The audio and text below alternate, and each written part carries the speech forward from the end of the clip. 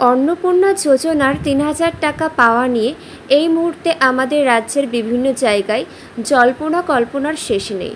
তাই অন্নপূর্ণা যোজনা সংক্রান্ত গুরুত্বপূর্ণ আপডেট নিয়ে চলে এসেছি। প্রথম থেকে শেষ পর্যন্ত অবশ্যই দেখবে, কেননা খুব গুরুত্বপূর্ণ হতে চলেছে। দেখো, এই ৩,০০০ টাকা কারা পাবে, এই সমস্ত প্রশ্নই কিন্তু এই মুহূর্তে আমাদের মনে ঘুরছে। কেননা আগস্ট মাসের বেশ কিছুদিন হয়ে গেল, এখনও কারোর অ্যাকাউন্টে টাকা ঢোকেনি। তাই মা বোনেরা সকলেই খুবই চিন্তায় রয়েছে যে আমরা কি তাহলে আর এই অন্নপূর্ণা যোজনার ৩,০০০ টাকা পাবো না। সকল মহিলাদের বলতে চাই, তোমরা অপেক্ষা করো। কেননা যারা অ্যাপ্লাই করেছিল নতুন বা আগে যাদের বিভিন্ন সমস্যার কারণে এনকোয়ারি দেখাচ্ছিল, সেই সমস্ত ফর্মগুলি খুব ভালো করে এখনও কিন্তু ভেরিফিকেশান চলছে। তাই তোমরা একটু অপেক্ষা করে যাও।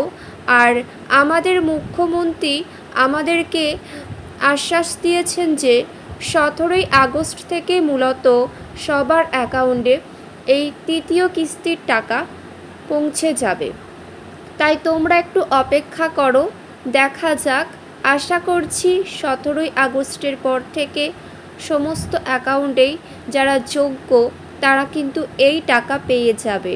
আর মোটামুটিভাবে বোঝা যাবে কারা পরবর্তীকালে টাকা পাবে, কারা যোগ্য, সেই সমস্ত প্রার্থীদের নাম সমস্ত কিছুই কিন্তু স্পষ্ট আকারে জানিয়ে দেওয়া হবে। আমরা জানব বিলম্বের মূল কারণ কি, এখনও কেন টাকা ঢুকছে না, 17ই আগস্ট থেকে কেন ঢুকবে, এত দেরি হওয়ার কারণ কি।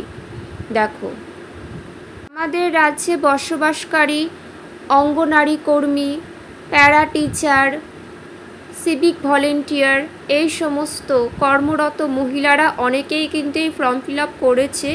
তাদের ফর্মগুলোও ভালো করে যাচাই করা হচ্ছে, সেগুলোকে রিজেক্ট করার সম্ভাবনা প্রবল। এই সমস্ত কাজগুলোই কিন্তু খুব ভালোভাবে পরিষ্কারভাবে করা হচ্ছে, যেটাই জানা যাচ্ছে সূত্র অনুসারে, সেগুলোই তোমাদের কাছে তুলে ধরছি।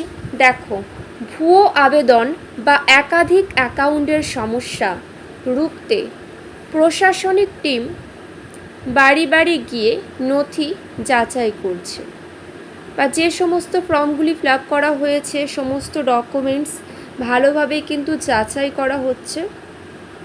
আর মোটামুটি 17ই আগস্টের পর থেকে 30শে আগস্টের মধ্যে সবাই টাকা পেয়ে যাবে।